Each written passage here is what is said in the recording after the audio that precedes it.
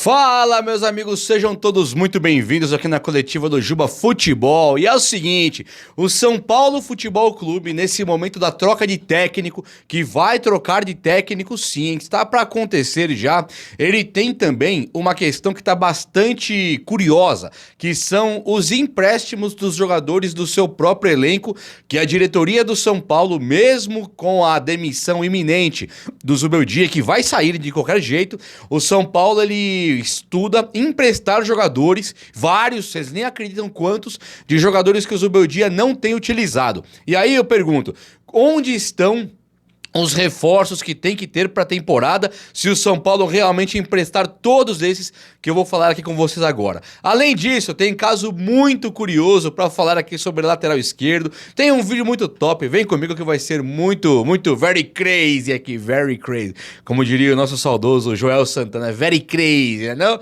Então, meus amigos, vamos lá. O São Paulo Futebol Clube, ele está numa situação que ou demite o técnico ou vai desandar o caldo ali. Não tem jeito, não tem mais o que fazer. Você olha assim e fala, poxa, o que eu posso defender do técnico Zubeldia? E acho que não tem muito, né? E inclusive, o que tá pegando também são jogadores que pararam de jogar. O Miller, lembra do Miller? Aquele ponta esquerda do São Paulo que jogou o Mundial e tal. Todo mundo lembra do Miller, né? Ele tá trabalhando agora na televisão aí, comentarista esportivo. Honestamente, o Miller é um dos caras que eu tenho menos admiração, né? Em termos tirando o Cafu, né? Que foi pro Palmeiras. Eu tenho pelo Miller uma questão assim, tipo... O Miller, ele não é meu ídolo, não sou muito grato pelo que ele fez pro São Paulo. Eu seria se não fosse outras coisas que passaram. Críticas públicas, aquela questão da ida pro Cruzeiro, tem muita coisa. Mas assim, se você pegar a época que o Miller jogou até hoje, ninguém supera o Miller. O Miller, ele era cracaço, muito craque. Muito mesmo.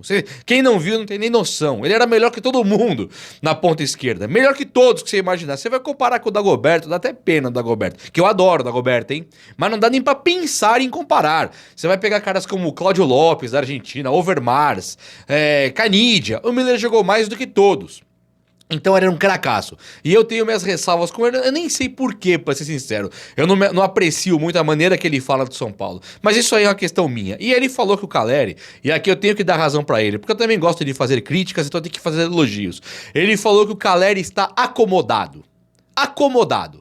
O que eu tinha pra mim era que o Caleri poderia ter sentido muito o lance daquele esquerdo, que vocês lembram do problema que deu, o cara faleceu, uma coisa horrorosa, e aí o Caleri pode ter entrado num probleminha aqui. E aí teve também a noiva que largou o cara, tal, o cara pode ter ficado meio abalado, São Paulo tem que contratar um psicólogo e tal. Tudo isso pode fazer sentido. Agora, quando o Miller fala, o Caleri está acomodado, parei pra pensar e faz sentido. Aí o Miller ainda falou assim, a falta de sombra pra ele, que é de um jogador que o substitua, pode estar fazendo ele ficar meio folgadão, meio tomando água de coco numa rede de balanço, sabe? Na preguicinha de um coqueiro na praia. Pode ser mesmo. Você fala assim, poxa, mas tem o André Silva, tem o Rian Francisco. Tem mesmo.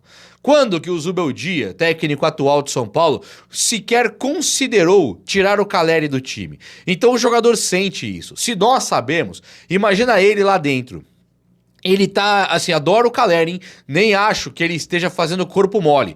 Mas a verdade é que o corpinho dele tá mole, ele não aguenta mais correr, ele não consegue dividir uma bola e ganhar. Se toca pra ele, manda ele correr de volta pra receber, ele não chega na bola. Ele está jogando muito mal. E o Caleri, que eu não tô perseguindo o Caleri, muito pelo contrário. O Caleri eu não quero que vá embora do São Paulo. Não quero nunca. Quero que ele fique aqui, seja o nosso centroavante. Eu quero que ele se recupere. Então um banco pra ele agora, eu não acharia nada ruim não. Mas nada ruim mesmo. Ele não está merecendo ficar no time titular. Talvez nem pro André Silva, que não está também tão bem, talvez nem pro Rian Francisco, que ainda acabou de começar a jogar no profissional.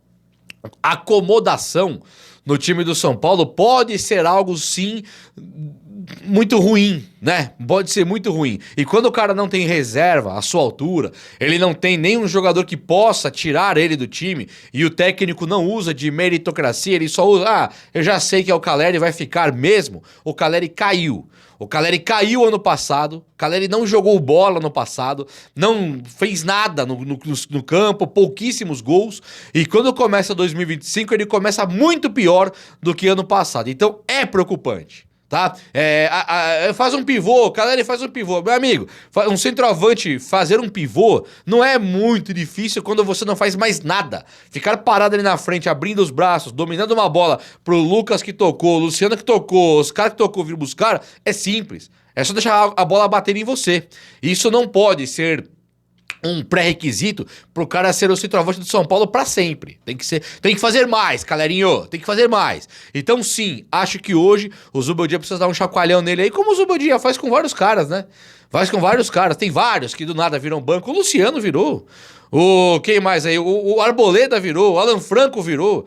Por que não pode o Calleri virar banco? Desculpa, pra mim precisa ter um chacoalhão no Calleri pra ele voltar, pra nós voltarmos a ter um centroavante, né? 2025, você fala assim, poxa, lateral direito, lateral esquerdo, volante, o que tá faltando? Meia, né? O que tá faltando? Aí chega um, chega outro, tá tudo resolvendo, você vai ter o problema de centroavante que você não tinha antes. É sim preocupante, tá, senhor Calleri?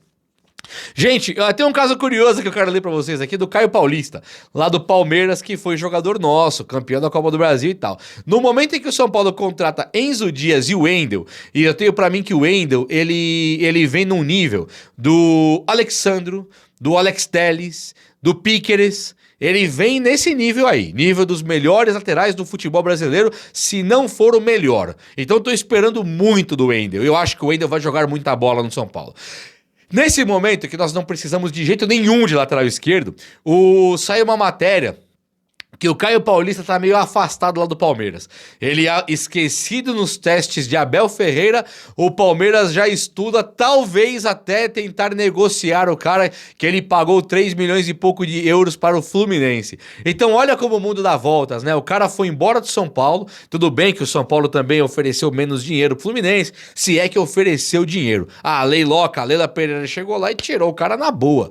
E aí o Caio Paulista, ele chega, ele vai pro Palmeiras e ele fala, vim aqui ganhar uns títulos. Quando ele chega, ele não ganha os títulos e o Palmeiras talvez não o queira tanto assim. Então fica de alerta, Caio Paulista, para jogadores que um dia, não, querem ir pro Flamengo, não, querem ir pro Palmeiras. Olha aí o Luiz Araújo, por exemplo, que fica na reserva. O Luiz Araújo e o próprio Michael, né? Escolheram o Flamengo, maravilhoso, mas ficam quase sempre na reserva. Nos principais campeonatos ficam na reserva. Caio Paulista foi para ser reserva, poderia ter ficado aqui e feito carreira. Então nem sempre é bom ir para esses times aí que estão mais bem organizados, porque talvez o time esteja tão bem organizado que você, jogador mediano, nem jogue, né? Entendeu? É mais ou menos por aí. Gente, olha só, o São Paulo tá estudando os empréstimos agora. Isso está acontecendo agora. Está estudando os empréstimos de Patrick Lanza, tudo bem, né? Rodriguinho, opa, e Henrique Carmo. Pera lá. Como assim Henrique Carmo? O jogador ponta direita, canhoto da equipe de base, absolutamente promissor, pode ir embora. Inclusive o empresário dele, o Wagner Ribeiro, bravo com o Zubeldia e com o São Paulo, porque depois de uma celeuma, depois de uma luta enorme para renovar o contrato do Henrique Carmo, onde tinha times, por exemplo, como o Bayern de Munique, que já tinha no passado sinalizado que gostaria de contratar o Henrique Carmo, o São Paulo falou, quero segurar o Henrique Carmo. Fez e renovou o contrato, multa de 60 milhões de euros, sabe? Multa gigantesca, 400 milhões de reais o cara vale, não fiz a conta direitinho, mas vale 400 milhões de reais um cara desse, e aí você pega e coloca assim, opa, renovei, agora eu posso colocar o cara pra jogar, e aí o São Paulo desaparece com o cara entrou pouquíssimos minutos, acho que nunca de titular no time de São Paulo, nem reserva, e o Eric ganhando mais espaço, eis que começa o Lucas Ferreira a ganhar espaço no time de São Paulo, e o Henrique Carmo absolutamente esquecido, sendo que ele é o cara que mais estava pronto para ser o ponta-direita substituto aí do Wellington Rato, do Lucas Moura, e não o Lucas Ferreira, que eu gosto muito, inclusive. Eu acho que o Henrique Carmo, ele faz bem de procurar outro espaço, principalmente se o São Paulo for segurando aí o Zubeldia. É um técnico que mexe pouquíssimo, não gosta muito de usar a equipe de base, e quando usa naquela penumbra de sempre, né? Usa na dificuldade de sempre. Então é duro falar, poxa, mas é um ativo do São Paulo, que pode render aí 200 milhões de reais, e o São Paulo tratando de uma maneira absolutamente bizarra a sua equipe de base. Quando fala do Patrick Lanza, acho que tudo bem, né? Chegaram aí os jogadores como Enzo Dias e o Wendel. O Patrick Lanza, que já não era um cara de confiança, agora ele não é nem importante mais. Coitado, tomara que ele dê a volta por cima jogando em outro clube. Agora, quando fala do Rodriguinho, aqui me pegou. O Rodriguinho me pegou, porque você pode olhar para a ponta direita e falar, tem o Lucas Ferreira, tem o Eric, tem o Lucas que pode jogar por ali, você peita, você fala, tô coberto na ponta direita. E na meia? Né, que o Oscar já não tem ficado muito na meia, joga pelas pontas, abrindo muito na ponta esquerda, vira e mexe na ponta direita, não tem sido aquele jogador centralizado que fez um gol contra o Corinthians, jogando bem centralizado e entrando pelo meio da área do Corinthians. Ele não tem jogado nessa posição. Quando ele joga, ele vai muito bem, mas aí na reserva dele não sobrou ninguém. Com as ausências, as saídas de Galopo, Nestor e Michel Araújo, não sobrou ninguém. Pedrinho Vilhena foi embora também, não tem ninguém no São Paulo, ficou o Rodriguinho. E aí o São Paulo tendo esse Rodriguinho, ele quer emprestar também um jogador que entrou bem nos últimos jogos, entrou bem recentemente, aí entrando no segundo tempo. Então por que quer emprestar o Rodriguinho também? É um processo de desmantelamento da base? Quer desmantelar a base mesmo? É tipo assim, o último que sair apaga a luz? Já fizeram o que fizeram com o William Gomes e com o Moreira. Fora o resto aí que eu falei vários. Palmberg, Enzo Dias, dá pra passar. Enzo Boer, dá pra passar o dia aqui falando de jogadores da base que o São Paulo se livrou. Esse Pedrinho Vilhena mesmo, tem muitos. O Thales Vander, muitos, tem 1000. Aí agora continua o processo de fritura da equipe de base? Vai continuar o Luan tratado como sei lá o quê, o Lisieiro teria pedido um aumento, o São Paulo não quis renovar, tudo bem, Lisieiro e Luan não deu certo, beleza, agora continua e Balim emprestado por aí e vai continuar nesse processo de fritura, a equipe de base tendo uma fritura, então não emprestem o Rodriguinho, não emprestem. E não mandem, não deixem que o Henrique Carmo, um jogador que pode ser o próximo David Neres, o próximo Antony, o próximo, sei lá, Luiz Araújo, que custou 50 milhões pro Flamengo, fora o salário. Não vamos permitir que esses caras vão embora dessa forma. O Henrique Carmo pode ser esse jogador aí, pode ser, pode render muito pro São Paulo ainda, tá? Gente, tem o papo do Rony também, né? Deixa eu ver se já falei todos os casos aqui. O Lucas Ferreira. Acho que vale a pena o Lucas Ferreira ele ter um destaque positivo e o Matheus Alves também, né? O Matheus Alves ele vai ser um meia do futuro no São Paulo, se o São Paulo não se desfizer dele, e tem também no Matheus Alves um interesse não muito velado, mas explícito, um interesse na mídia, já tá na mídia, que o Barcelona talvez gostaria de contar com o futebol do Matheus Alves. E aí o São Paulo deve doar, né? Emprestar pro Barcelona, vender por 2 coquinhas, sabe? Vende de graça. Pega uma Polaroid de 2 coquinhas e manda o Matheus Alves. É o que Belmonte e Júlio Casares têm feito, com a prerrogativa de que não tem espaço. É uma bizarrice isso aí que eu não me conformo. Não gosto nem de falar sobre isso. E também tem o Lucas Ferreira. Esse aí, até acho que um pouco à frente do Matheus Alves, talvez até à frente do Rodriguinho mesmo, talvez até à frente do Henrique Carmo, ele pode ser um ponta-direita dos mais promissores possíveis. Ponta-direita, quando nós analisamos mesmo o biotipo, né, o jeitinho do corpo e tal, você tem caras como o Antony Eric, você tem caras como o Luiz Araújo, você tem caras como o Henrique Carmo, o William Gomes, são todos jogadores magrinhos, muito rápidos, e habilidosos, né? Mas são magrinhos. são baixinhos, eles são pontas direita. Ferreirinha, olha o corpinho do Ferreirinha, quanto ele é magrinho. Você olha pro Lucas Ferreira, ele não é um cara desse biotipo aí não. Ele já é um cara mais parecido com o Bruno Henrique do Flamengo, né? Ele é um cara que tem o corpo mais forte, ele tem a velocidade maior. Então, assim, se você me perguntar, você prefere que o Michael, Cebolinha, que são os perfis de magrinhos, ou o Bruno Henrique? Eu prefiro o Bruno Henrique. É claro que se você colocar nesse balaio o Neymar, o Vini Júnior, aí muda tudo, né? Mas pega, por exemplo, o Bruno Henrique para dar um exemplo com o Michael e Cebolinha. O Bruno Henrique jogou mais bola que todos eles. E muito por conta da velocidade. Essa velocidade, que o cara coloca a bola pra frente e sai correndo, aposta a corrida e ganha, eu acho que é um plus a mais no futebol moderno físico. E o que o Lucas Ferreira tem de sobra é velocidade. Além de um chute muito bom de perna esquerda, ele tem uma velocidade extrema. Então, ele é um baita jogador. Ao lado do Rian Francisco, foi o que mais se destacou na equipe de base recente, nessa nova safra de jogadores excelentes da copinha que o São Paulo lançou. Então o Lucas Ferreira, ele já está com o São Paulo estudando ele ser o ponta direita reserva direto, desbancando o Henrique Carmo, desbancando o Eric, e eu acho uma boa. Porém, o São Paulo não pode desvalorizar os outros, mas valorizar o Lucas Ferreira é excelente. E aqui não é papo de vender não, hein? É papo de jogador para ser titular do time de São Paulo, ser um cara importantíssimo e até virar ídolo. Se eu sou técnico, esse Lucas Ferreira aí, ele ia ser o primeiro que eu ia falar. Esse vocês não vão vender. Esse vai ficar comigo aqui, que eu vou fazer desse cara virar o próximo Robin, o próximo Bruno Henrique do futebol brasileiro. Seria top, não seria não?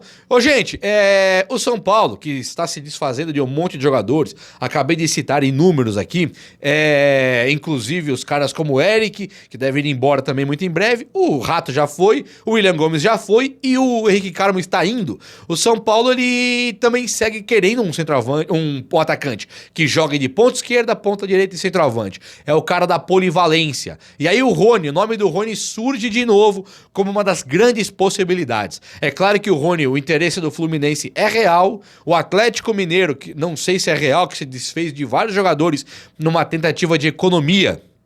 Aparecem aí times como Atlético Mineiro também no interesse e vão aparecer vários, né? Mas o Rony, ele seria esse atacante que o São Paulo já olhou bastante, que joga na ponta direita, na ponta esquerda de centroavante. E o Rony, ele é um jogador muito campeão lá pelo Palmeiras. Quando fala-se do Rony, tira-se muito sarro dele, porque ele é um cara caneludo. E eu concordo que ele seja caneludo mesmo. Ele atropela a bola, ele passa dela, mas ele é um cara também que não desiste, hein? Ele não descansa, ele não desiste, ele é incansável. Então se o São Paulo chega assim e fala, vou contratar o Rony pra vir pra cá, e eu penso, é caneludo.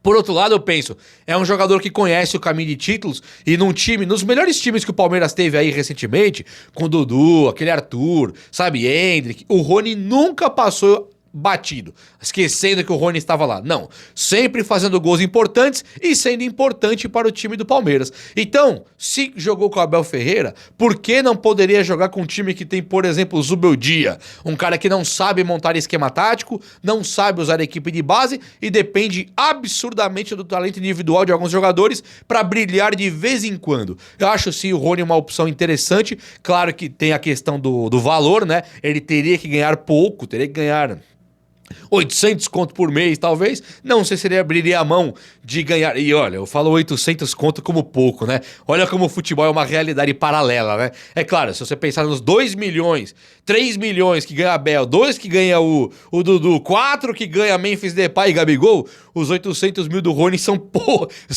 poucos centavos aí, né? Mas é lógico que 800 também é muito, eu gostaria que fosse muito menos. Acho que o São Paulo talvez nem precise do Rony, mas o São Paulo sim quer contratar um atacante polivalente. Então, se vai contratar, já que é pra trazer, eu preferiria que viesse um Rony do que uma aposta do estilo do Pablo, do Raniel, sabe, do próprio Eric, que eu até acho bom de bola, mas não está jogando absolutamente nada. Tamo junto? O vídeo de hoje foi esse. Eu espero que você tenha gostado. E se gostou, chega no likeão aí, beleza? Abraço, meus amigos. Até a próxima. Valeu!